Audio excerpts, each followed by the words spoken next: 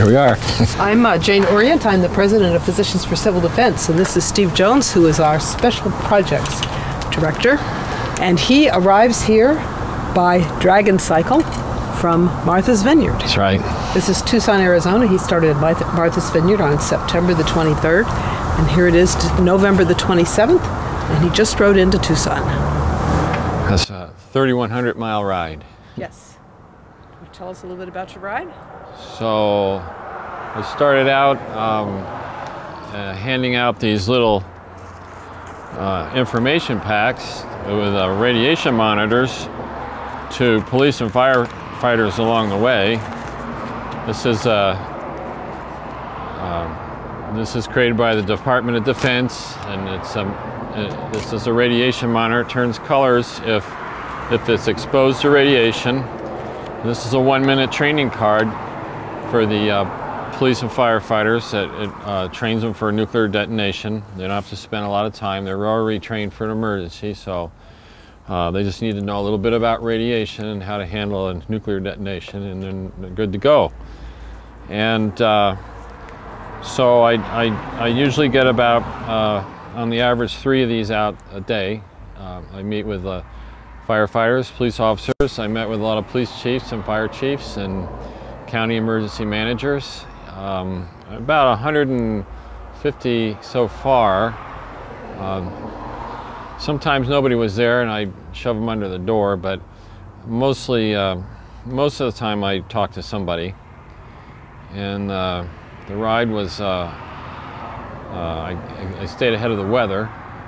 It was just right for an old guy. I just turned 61, and the last time I did something like this, I was 16, and I told people that every 100 miles I ride, I get a year younger. So by the time I get to San Diego, I'll be 16 again. And the 61, you reverse the numbers, and I'm 16. So it's, anyways, I didn't think I could do that. Well, hi, Steve. Would you like to introduce us to your bicycle? Yes, this is an old touring bike a friend gave me, and the dragon is symbolic of Frey, the Norse god's magical ship called Skidbladnir. And all you have to do is wish for the ship to take you somewhere, and it will take you. And in the case of the bicycle, you have to pedal. And it takes you wherever you want to go. Well, how far has Skidbladnir gone this year? 3,100 miles so far. All right. Do you have an odometer there, or is that just a speedometer? It's an odometer and a speedometer. That's actually, this is the second one, my second speedometer, because the first one broke. So I have to add on 1,050 miles to 2,070 miles. Oh, all right. So it's actually 3,120 miles. I see. You have a very, very nice mirror there, and you have a horn. That's Can you right. show us how the horn sounds? Well, the horn is, it looks like it, it still works. It's good for scaring off the dogs. I see. I've only used it once in traffic, but several times to scare off the dogs. It works every time with the dogs. Not so good with the traffic, huh? Well, yeah, I mean, I shouldn't ride where I need a horn in traffic. That's a good point. So, I take it you've been going down the highways of America, and you've been making some stops at firefighter stations or police stations or other locations? That's right, sheriff's departments,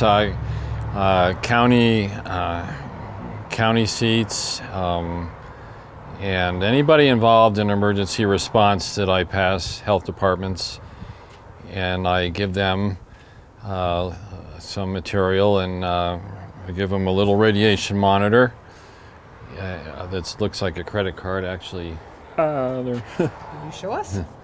Yeah, this is the pocket I carry those in here. And oops, we can hang on to that a second.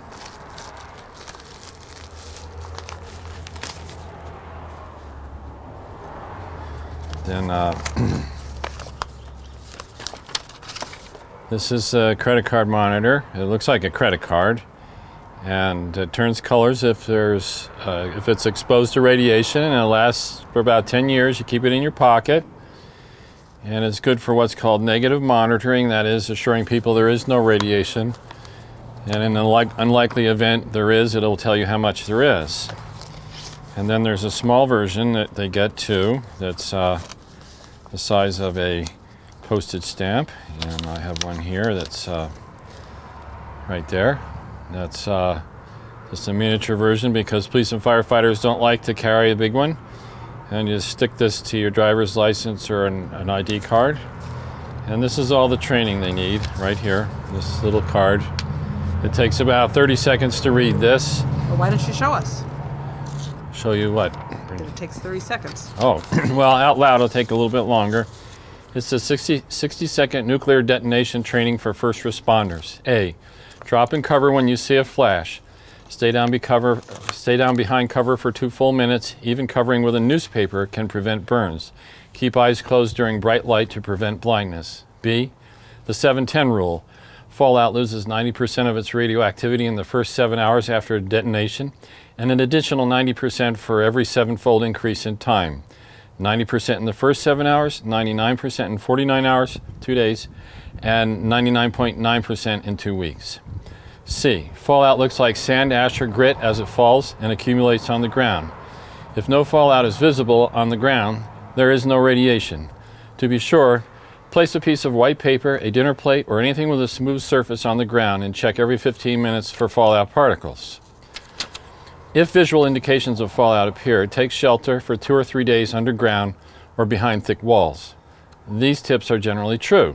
This card may be the only nuclear training you get. Knowing A, B, and C can protect your life and your department. Give a card to each emergency responder in your jurisdiction. These principles were developed during nuclear weapons tests from the 1940s through 1960s and remain valid today. The laws of physics do not change. So that means that you don't have to stay in a hole in the ground the rest of your life? That's right. And in most cases, you probably don't even need to go inside because there won't be significant fallout deposit. Although some places you will need to, but that will be obvious if you simply know how visually to recognize fallout. Ideally, yes, you do need a meter, ideally, but without the availability of meters, which most people won't have, visual recognition of fallout will suffice. But they can make their own meter.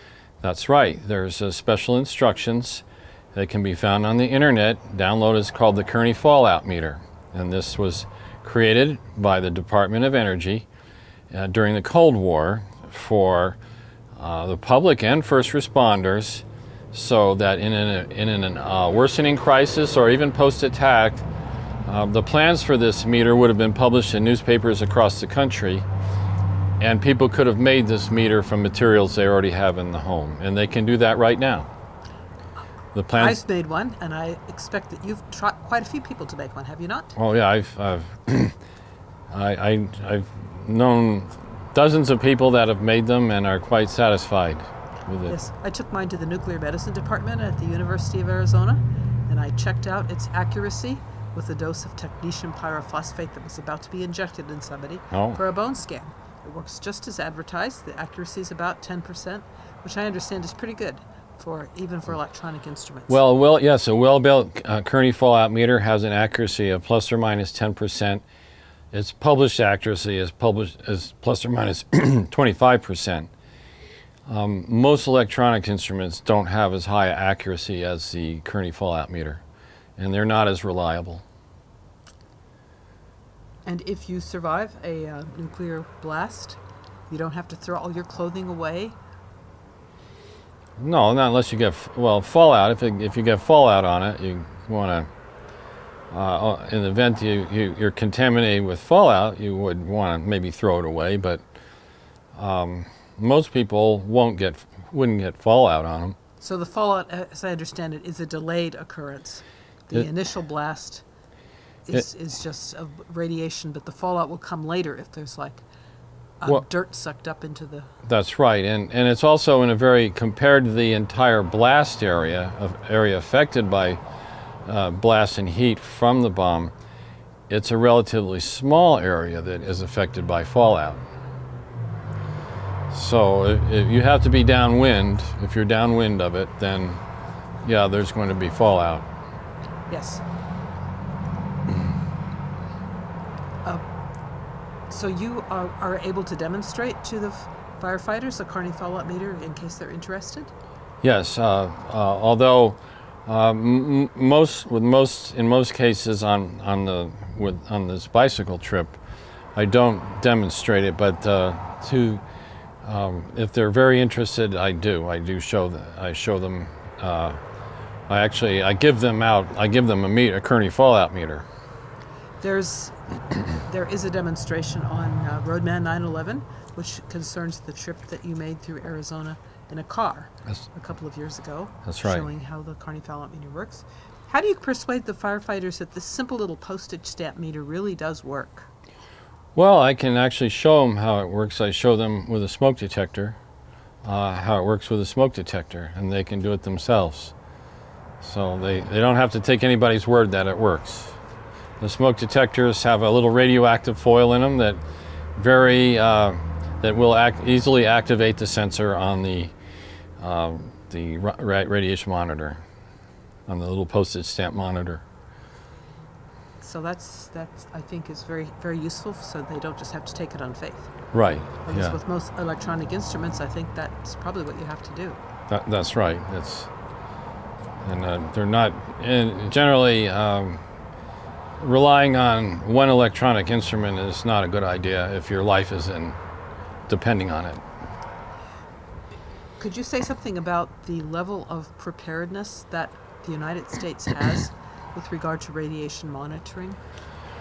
Well, the United States is very well prepared for small radiological instruments, with our small radiological incidents. They have well-trained teams that can go out to these incidents and handle it. For a large-scale incident, the system is totally broken because the monitors, the instruments that are out there, if they are maintained, mostly they're no longer maintained because municipalities don't have the budgets to maintain them. But if they are maintained, generally they cannot keep people trained on them. Every 2 years the personnel change or they forget. So between forgetting or not having the instrument maintained, even around nuclear power plants, the system's basically broken. There's no real monitoring capability on a large scale. A small scale, yes. But if there were was a nuclear terrorist attack on the United States where they had multiple detonations, say one in Los Angeles, one in New York, and one in Houston or something like that, they couldn't handle that. And even one large one, they really couldn't handle either, because the fallout patterns, they would not be able to accurately monitor the fallout. Well, there used to be tens of thousands of instruments in all of the states. So what happened to those? Over 5 million. There was over 5 million. And most of those, they were either surplus. I recently found out one police department threw theirs out. This was just recent. And they've been lost or damaged, surplus, sold for scrap, and replaced with? Nothing. How can people find out how to make a Kearney fallout meter? Just go on the internet and Google Kearney fallout meter. That's K-E-R-N-Y. Right. Google it, and the plans are all over the internet. Including physiciansforcivildefense.org. That's right. You go to physiciansforcivildefense.org. You'll find it there. Also, you'll find some of the best nuclear attack and preparedness information the government has put out. And they put out some pretty good stuff. So some of their old videos, training videos, are excellent. So you're planning to end your trip in San Diego? Oceanside, which is Oceanside. in San Diego County, Uh-huh. which is 30 miles north of San Diego. So between Martha's Vineyard and San Diego, probably, what, 100, 200 emergency management. By then, I've been to about 150 towns now, and probably 25 maybe between there, here and there, about. So I expect to about 175 by the time I'm done. So. Thank you very much for this tremendous effort. I'm surprised you don't have a team of paparazzis following after the dragon here. Oh. Well, you know, it's funny. When I go by schools, the kids wave. A lot of the kids Do they? wave. Yeah, they like or they yell from the cars. They do. They like the dragon. And even some of the adults will say, "What a cool bike!" You know, they like it. So. Let's hope that they pay attention to the message that you're bringing in.